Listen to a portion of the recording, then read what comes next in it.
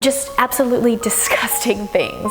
And the only way that we are going to combat these people is not necessarily by using our words. Like I mentioned at the beginning of this video, a lot of people have made up their minds about what they think about a particular subject, and the way that you change somebody's mind is by showing them. By showing them that this is not a disgraceful lifestyle, by showing them that you are happy, by showing them that you are not getting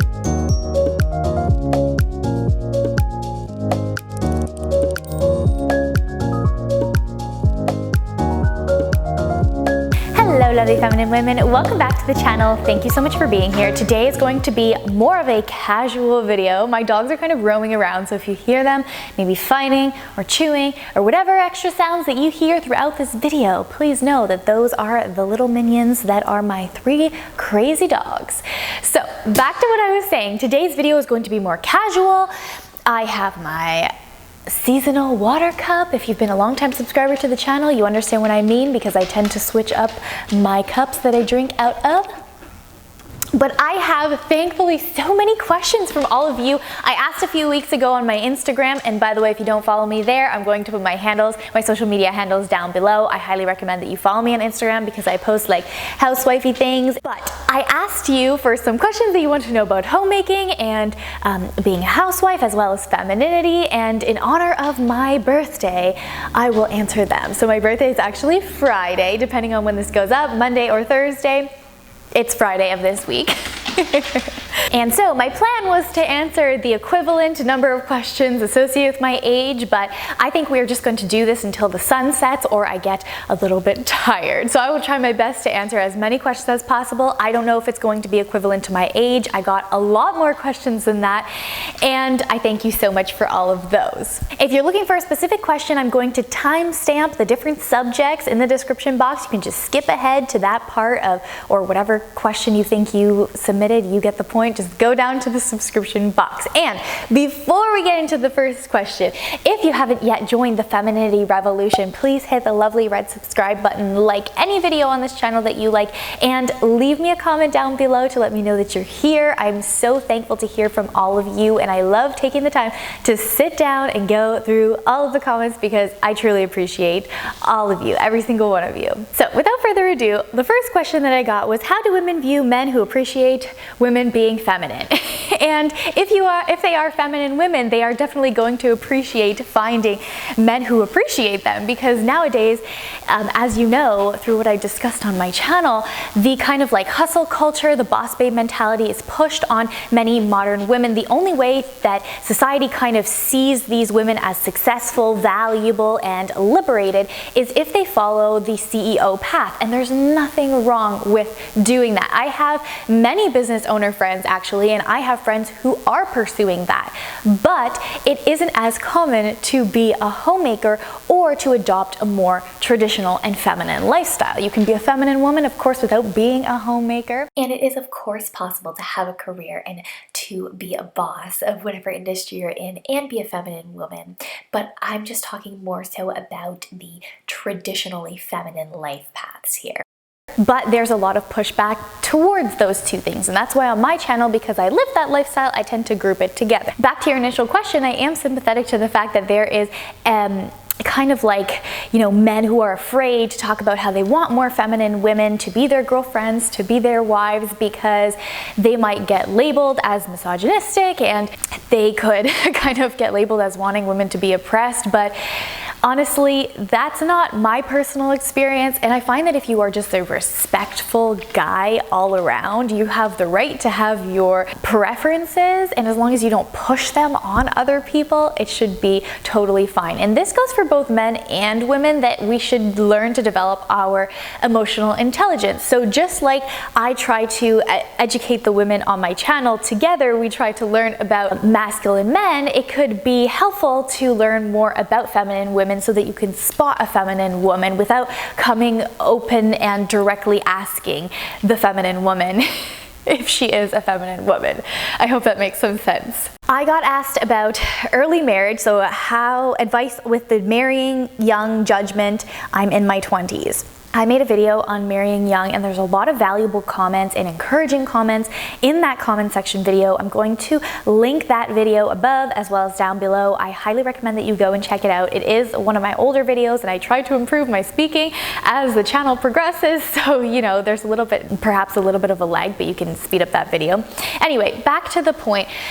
I'm not sure if I addressed it in that video, but if you're living a different lifestyle than the mainstream, you're always going to receive criticism. And a lot of people say that they have never seen other people mocking individuals who get married young, or even housewives or feminine women.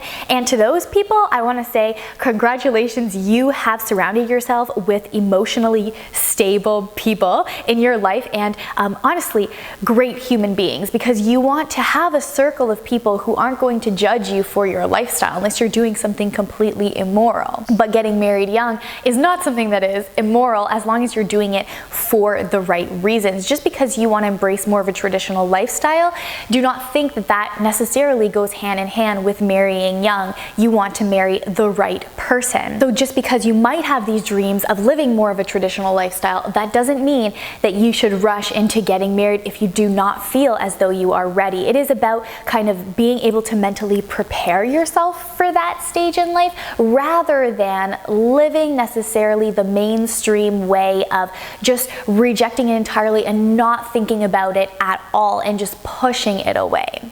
So there's a big difference in somebody who is going to get married in their 30s because they have been preparing in their 20s to be ready for it, rather than the person who hasn't been thinking about it at all in their 20s and just assumes that everything is going to fall into place when they are of a later age. Because we can't always control when we are going to get married. You know, we can't just wish for a guy to come into our lives. Sometimes many of us will be called to singleness forever, or we will get married much later. So all that being said, it really is about your mindset.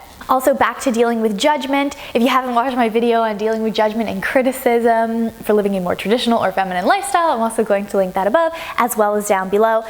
And I've been thinking a lot about what I haven't added to that video, and a big portion of what I wanted to say was that you do have to do a certain amount of evaluation of the kinds of people that you are surrounded with. And in my elegance video, I talked about if you're going for being an elegant woman, you don't want to let judgment affect you so much. Now, I don't want to be hypocritical and say that it doesn't affect me. So like I mentioned in that elegance video, is that when you try to justify yourself to other people, even though in your mind you have so many reasons, when you do try to justify yourself, even though you want to tell that person all the reasons why they are wrong in judging you for getting married young, sometimes people have their mind already made up, and a lot of times people have their mind already made up because of the way that they are like influenced by society or their past life experiences, the anecdotal like testimonies that other people have told them.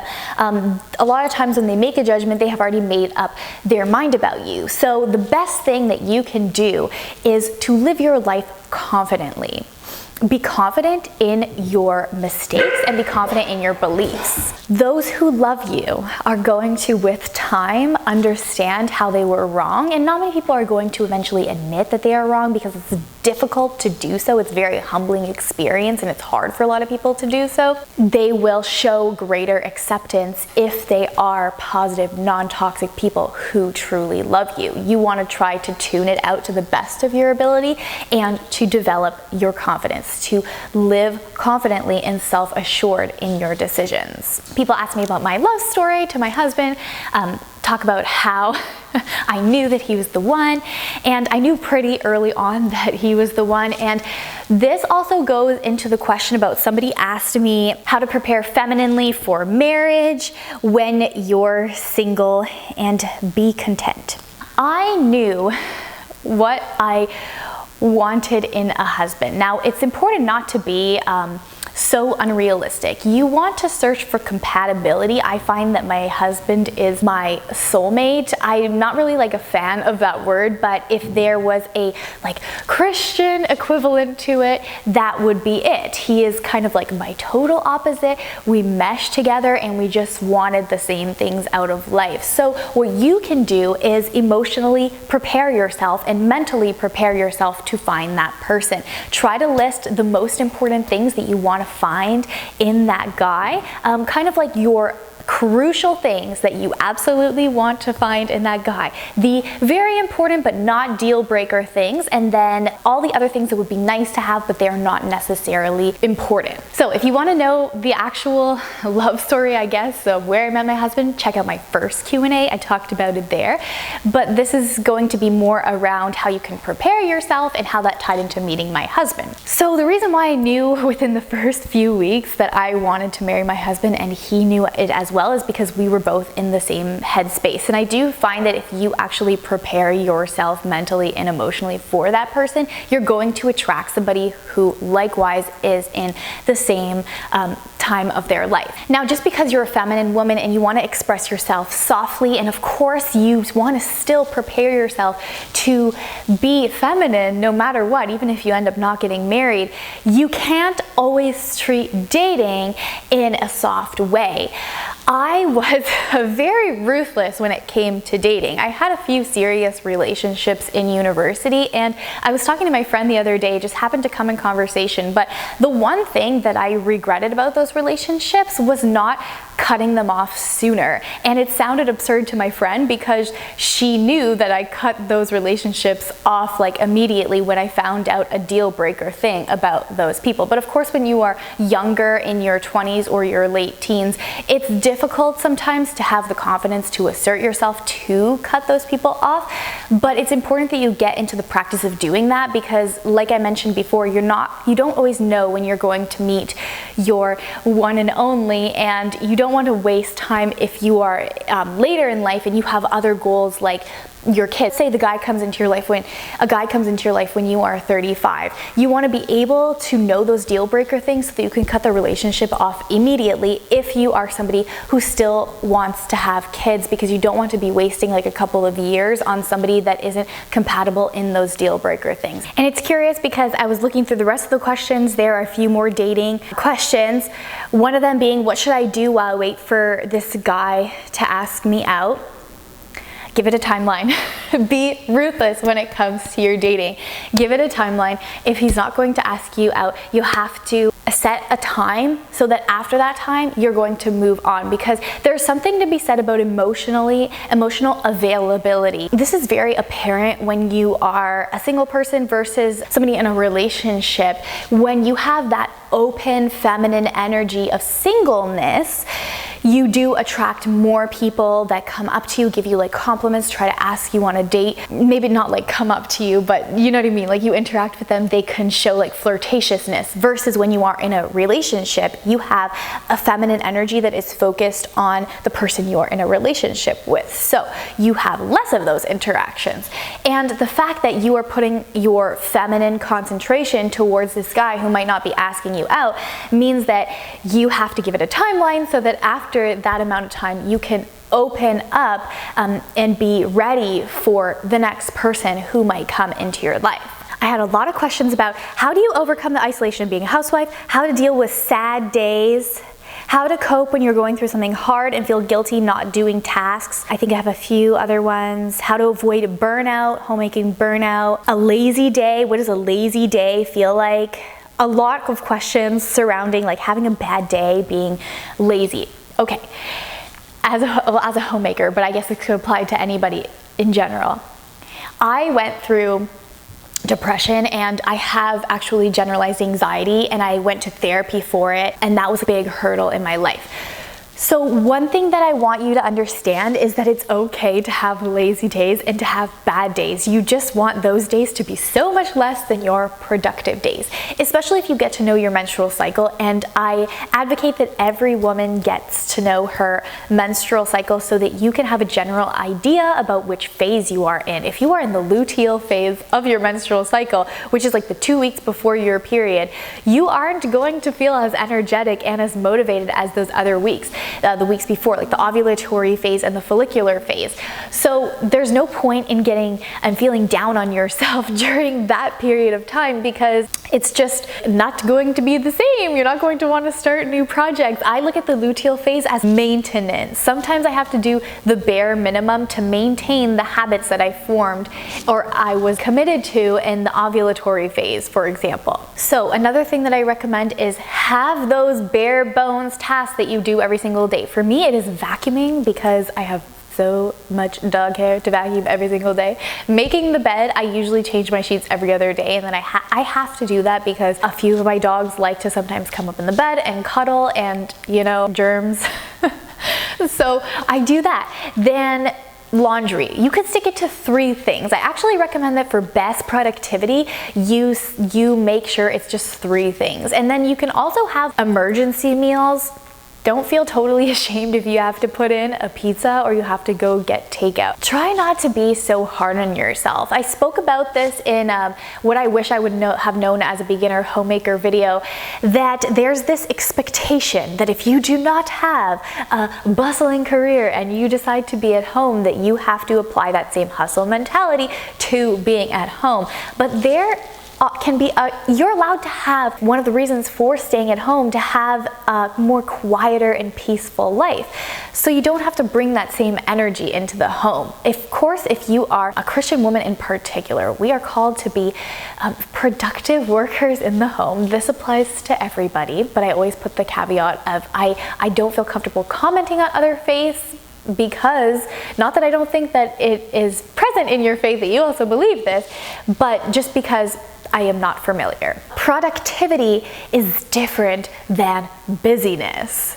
They are 2 different things. So that also goes hand in hand with, do I have a checklist of daily, weekly, monthly, seasonal housekeeping chores, or how to create and time out a daily homemaking schedule? I think I had a few other questions about organization and schedules in the home. Currently, if you watch my last vlog, I am using the Toddy app, which is good for me because I have to have a flexible schedule. For example, today I'm filming before the sun is going to go down, but that wasn't my original plan. My original plan for filming was to film at like 11 a.m. After I did my morning routine. But my husband needed me to do a few things. I'm kind of like his personal assistant a little bit because he does have a business. So sometimes I do things for him in that business. So my schedule gets thrown all over the place quite frequently. So all that being said, that system works out for me because I can have flexible timelines. It schedules the intervals that you want to do your household tasks. So like every 3 days I need to scrub the toilet, for example. But if I have a flexible day where I know tomorrow I'm not gonna have the time to do it, I can choose to do it today and then I can take it off the list. It's just great in that way. I've also used printables when I want to get extra fancy. That's another way that you can motivate yourself to do household tasks. You can use both of them. Sometimes I've used the printable as well as the Toddy app. I'm always experimenting. If you have been here since the beginning of the channel, you know that I often experiment with different homemaking systems. Pinterest is good. I've tried Fly Lady before. I have dabbled in Clean Mama. Just keep trying new things that work for you and customize those things. It's okay if you're in a new season of life and that system doesn't work for you anymore. It's okay to move on and try something new. Every month, have like a monthly check-in with yourself. Is this system working for me? Do I need to try something else? Somebody asked me about being frugal, being able to style your home. Somebody else asked me about frugality, but I can't find it here. Like budgeting tips, things like that. And my advice is a little bit different. There are so many channels on YouTube that have actual people who show their budget with real numbers. And I find that when you are looking for financial advice, seeing somebody else's numbers and getting advice from somebody who isn't shy to show you their numbers is very telling. And those are the kinds of people that I prefer. I prefer seeing investments that way. Those ways I want to see your numbers. But considering this isn't like a financial channel, I'm not going to show you my numbers, but generally go for those financial channels. Those have been very helpful for me. For budgeting, I believe in the lifestyle of not putting too much emphasis on what you have. The contrast between what my husband and I had when we started out in our marriage and what we have now is quite big. But my habits, where I shop for my grocery stores, the fact that I go thrifting, I look for deals, I still have the same mentality, and I think that that is so important to preserve because you don't want to overemphasize money. Whether that be you have a lot of money, you don't want to put your whole identity in that, or whether you don't have a lot of money. The fact of being trapped in thinking about money too much is bad on both ends of the spectrum. Now, this doesn't mean that you shouldn't be responsible with your money. Everybody should be responsible with their money. I mean, they don't have to, but everybody should be responsible with their money. But there's a fine line. Now, if you're looking about specifically home decor, for example, going to a thrift store, or even like, okay, not one of these, but my pillows downstairs were pillows that my mom had in her old house, and they just happened to fit this home better because they have a little bit of darker things. Like, don't be afraid to ask around because people are changing their decor, they are moving, they might not want certain things. Also, you can get creative. You would be surprised at how many people go to the thrift store who are high-end decorators, because my mother hired a decorator for her new home. So she had a decorator who had a unique approach where she got her to kind of like go with the palette and do the shopping.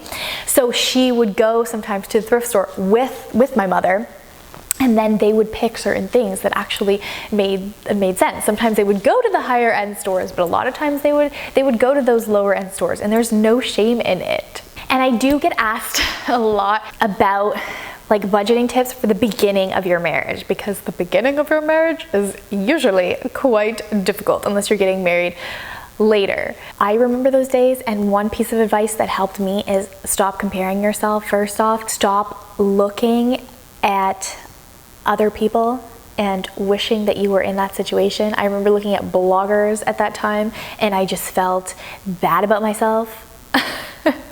Bad about my situation because we had like a little bit of a later start than a lot of people that I would see. But also, social media is a comparison game, and of course you're going to usually see people living a different lifestyle than what most people live. So I would say that the biggest advice that anybody ever told us was to focus on buying a home, and not to okay, this is going to be different for everybody. This is going to be different for everybody. Big warning. So I don't want, if you have a different situation in your town or your city and it is a good investment, for you to be offended by this advice, because it's going to be different based on where you live.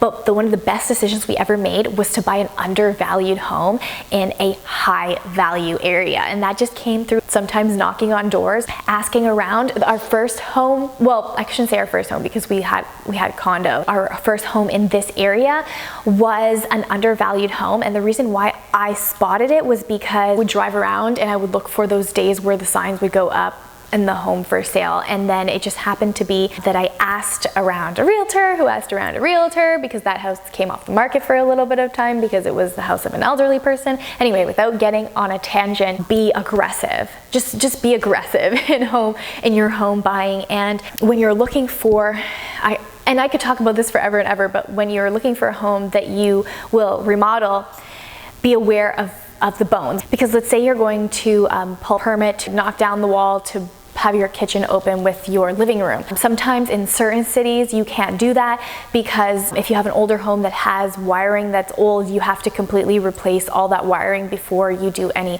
structural changes to the rest of the home. And that's going to cost you probably, like, I don't know, a lot of money. thousands and thousands of dollars. So you have to always run your numbers if it's going to be worth it. Okay, I've been getting a lot of fertility questions as well, and a lot of people have frequently asked me over my past couple of videos, and even in this, have I read It Starts with the Egg? I have read It Starts with the Egg, so I have done it all. And I take it all. I take all the vitamins. So I appreciate all of your fertility advice, and you can keep it coming, okay? I'm not this kind of person that's going to be like, I already know this, so like, don't tell me.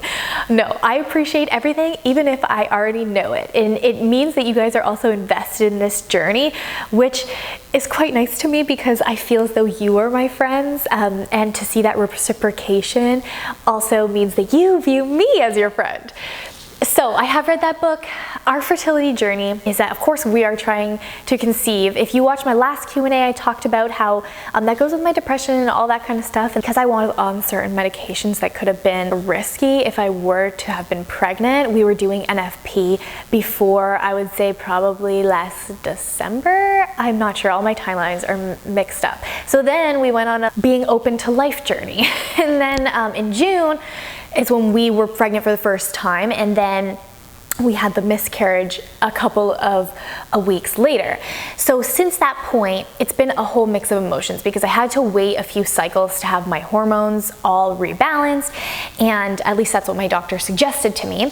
And then after that, it was hard. Like, it's still emotionally hard, so I'm not going to start crying. And a lot of you have told me your stories. It is really difficult. So if you are going through that, my heart goes out to you. That's all I can say, because it's hard not being pregnant month after month, and spending hundreds of dollars on tests that I should not. Instead, I should save up for a nice thing. So I've decided to buy those cheapo tests from Amazon, and save my money from the expensive test. Perhaps buy something nice. I got a few questions about the moment I realized that I wanted to be a homemaker. Why did you decide to be a stay-at-home wife, and when? It was a combination of a lot of things. And people who dislike the channel might think that it was a different influence, which is nothing wrong, but that's not what it was. My husband did not influence me. Nobody influenced me, okay? It was my own personal reflection. So it was a combination of things, and I actually think I want to make a video about it. But it just started as like little whispers, I would say, in my ear. And I was always a good student at school, and I was always told, like, you know, you should be a doctor, you should, you know, be a CEO, boss babe. I am a success-oriented person, and my definition of that just means that I am a goal-oriented person, and I have a type A personality, and I'm always striving to like better myself. Sometimes that can be detrimental because I don't take the time to stop and smell the roses, but I have that type of personality. So being somebody who decided to stay home really seemed like, you know, a waste of potential.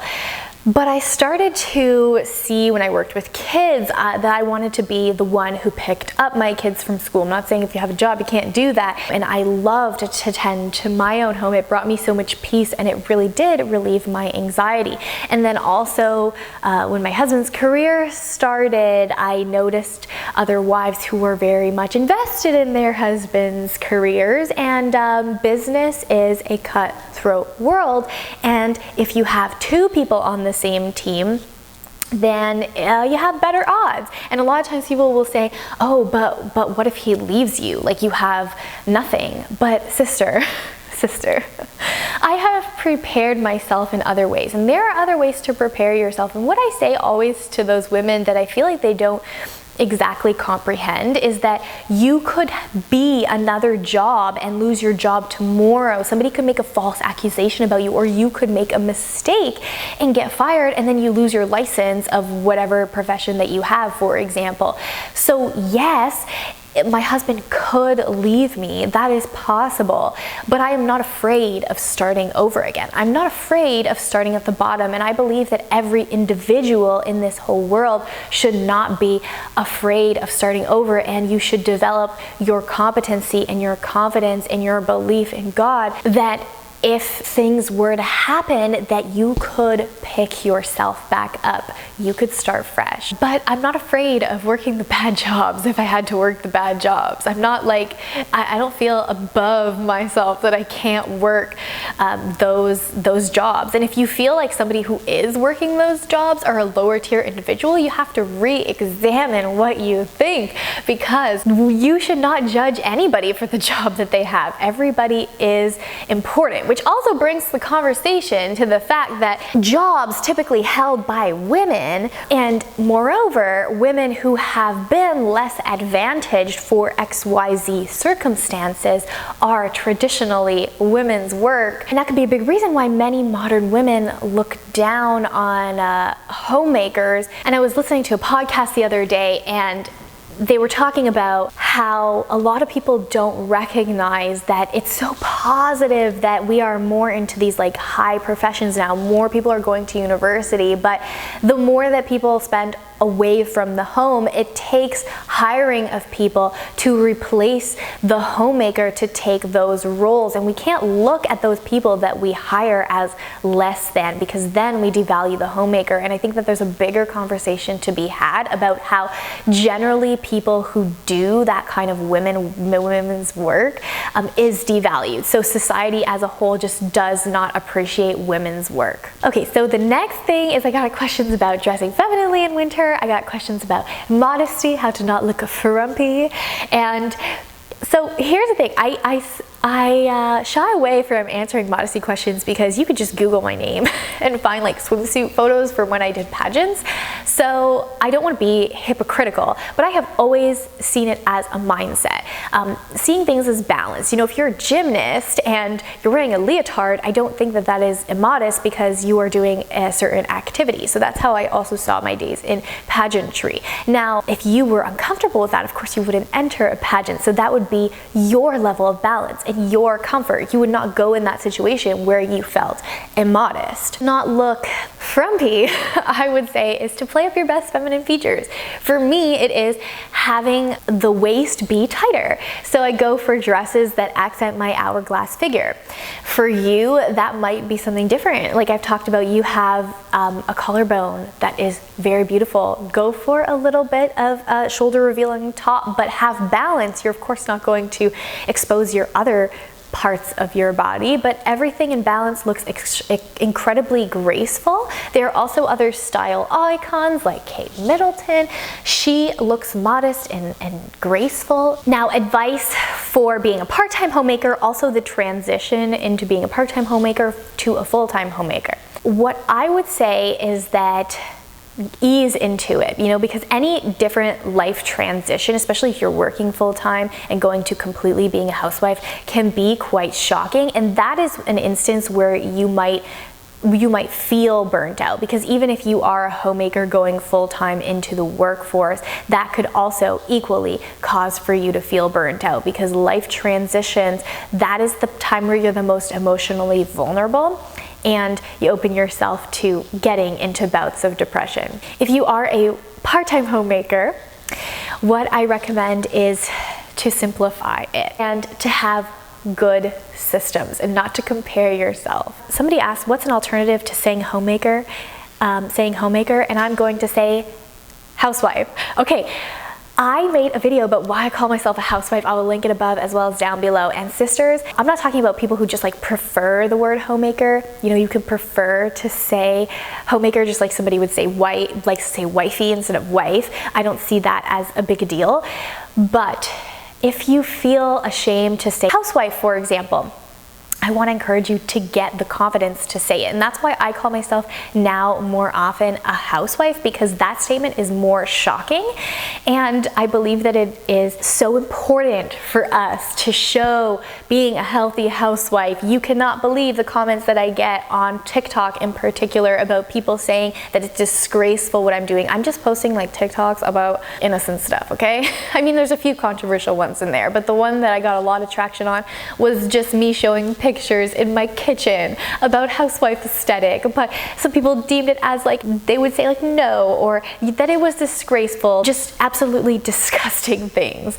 And the only way that we are going to combat these people is not necessarily by using our words. Like I mentioned at the beginning of this video, a lot of people have made up their minds about what they think about a particular subject, and the way that you change somebody's mind is by showing them.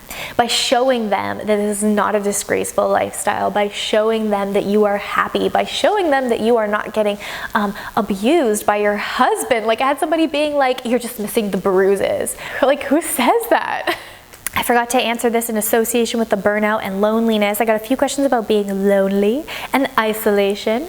Now, we live in different times right now. I think the best way is to flourish in the online community. You know, I wish I had a bigger platform, and that's why I urge larger content creators, if you are watching this, probably not because I'm a small channel, but if you are a larger content creator and you are watching this, I urge you to use your platform to promote other content creators, because at the end of the day, you know, it's about propelling the message.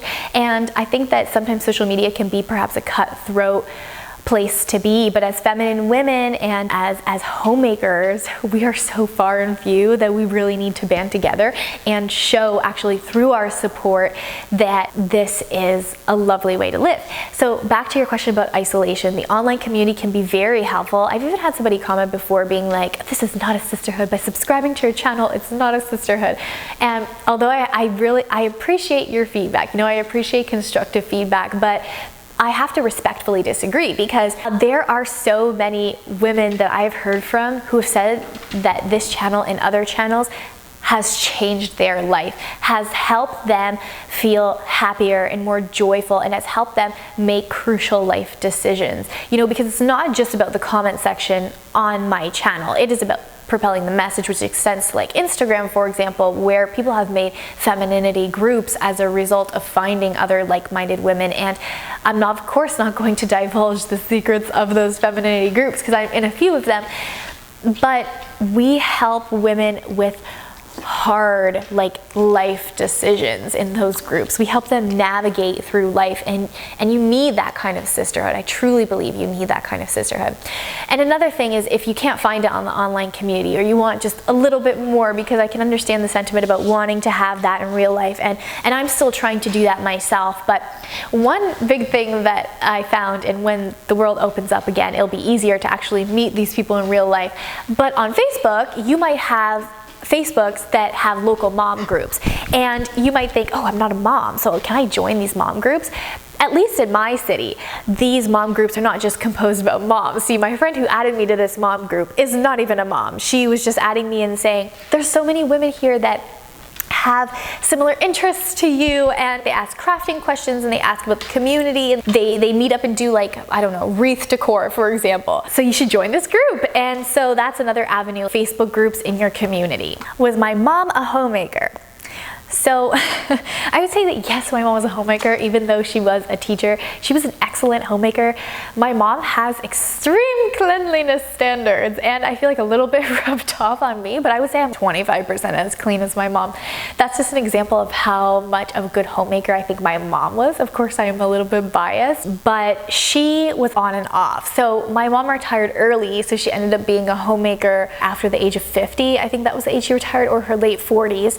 And then she was also a housewife for a couple of years, like when she had me and my brother. She took bouts of time off, which was so nice. I loved the time where my mom was home. She would have loved to stay home, but it's kind of complicated, but long story short, my dad was starting his business a little bit later in life. He went back to school when they first got married, and then he was starting his business when we were little, my brother and I. And then because she was a teacher, she lived in Canada, she had like a really good pension, so she didn't want to give it up, but she retired early. Like the moment that you can have even the lowest amount of pension, she cashed out and said, peace, I am being a homemaker. A few people asked me about kids, how to maintain sanity when you have kids, and I'm sorry, I can't help you with that. Maybe there are some people in the comment section down below who can help with that. Stay tuned. I hope to be able to help you with that soon. And I got asked about homemaker hobbies. So, hobbies for homemakers. It depends on your interest. See, I know a lot of people in the community are into sewing. I've always seen sewing as more of like a utility thing because my dad works a healthcare profession where he has to sew. He did teach me basic sewing, but that's not a hobby for me. But there are a lot of inspirational homemakers out there who sew. And I think actually one thing that I will tell you I'm interested in sewing are aprons. Because if you know me, you know I have a little bit of an apron obsession. I have so many aprons. Other homemaker hobbies, I'm still exploring them myself, but currently I can tell you that I'm trying to cook fancier things. A lot of times the things that you see me cook are simplistic. My husband is a simple eater. He likes just simple food, so I end up cooking simple food.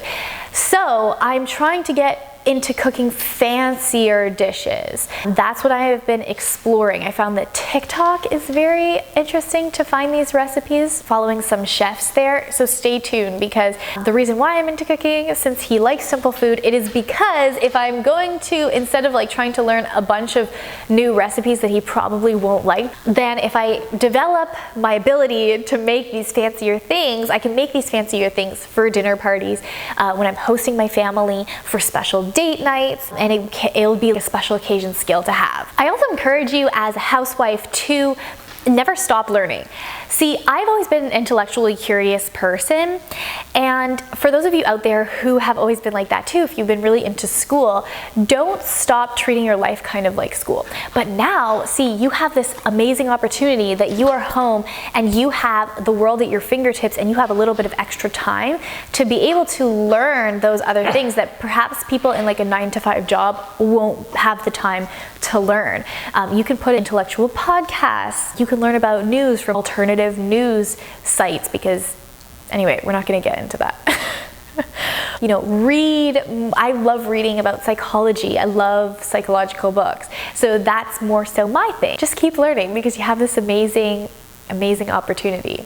And you know, education is never wasted on the housewife. Just because you are home doesn't mean that you can't influence other people you come in contact with, and then your knowledge imparted onto them, your family members, those you come into contact with in your community, that can make a difference. So the sun is setting, and I am going to address, somebody sent me a message because they said that I should answer the controversial questions that I sometimes get, or the assumptions made about me as a more traditional feminine woman. You know, I see you. I see the assumptions you make about me. Don't think I don't see you.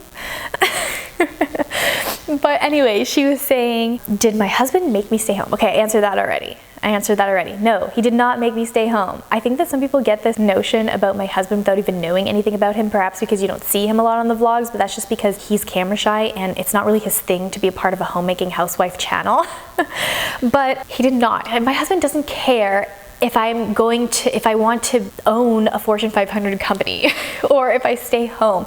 My husband supports me as an individual, and I don't think that that is bad if there's a man who wants to have a housewife, like I addressed at the beginning of the video. I don't think that is necessarily bad, but for my dynamic of my relationship, my husband just wanted me to be happy. He wanted me to be happy and he wanted me to have enough time for him. Should all women be stay-at-home wives? No. This is another misconception that people have about me. I only have one in real life person who lives here that is my friend who is a stay-at-home mom, stay-at-home wife. I have a variety of different friends, and I'm not saying that if you don't have a variety of different friends that you are a bad person. I just think that the ability to be open to a variety of perspectives helps solidify your perspective, but it also helps humanize people. And I think that now that we live in a world of so much division, we need to humanize other people and we need to accept them for where they are in their journey of like XYZ opinion. That's another reason why I began several months ago distinguishing between a housewife and a homemaker, because being a housewife is a big privilege that not a lot of people can necessarily afford, and they do not have the luxury. So I don't want to walk around here and assume that it's just down to a choice. You know, I talk about the importance of it being your choice and having a choice, but sometimes people want to choose it and they can't choose it. So I'm always sympathetic to that, and I'm sympathetic to a lot of different life paths. And the last controversial question that I'm going to answer is, do all women have to dress hyper feminine to be feminine? The sun is about to go down, so let's answer this in a jiffy. No! No. I talked about the feminine archetypes, and of course that doesn't encompass every single feminine woman. But just because you're wearing pants, for example, doesn't mean that you aren't feminine. I talked about in my How to Dress Femininely in the Winter that that I'm never going to part with my dark black pants in the winter because I live in Canada and I like to do snow activities. So that being said, I think that there are women who can be feminine in those more tangible qualities. There's even somebody that I wanted to share from TikTok, but it wasn't letting me. I guess you can't share her videos. But she was this woman who founded an orphanage in Africa, and she did not look at all like the feminine archetype that you might see on Femininity YouTube, but there's just something about her that just screamed femininity, and that was her nurturing spirit, her softness, her vivaciousness, her joie de vivre. So those things are things that you can have, but have a different personality. All right, so that's the end of the Q&A. I tried to get through as many questions as possible. I hope that I addressed as many of your concerns as possible. I'm going to probably do another Q&A in the future, like twice a year or something. So stay tuned for that. Like I said, follow me on Instagram. If you enjoy these more raw, authentic videos, please hit the like button. I look forward to our next video, lovely feminine women. See you next time. Bye-bye.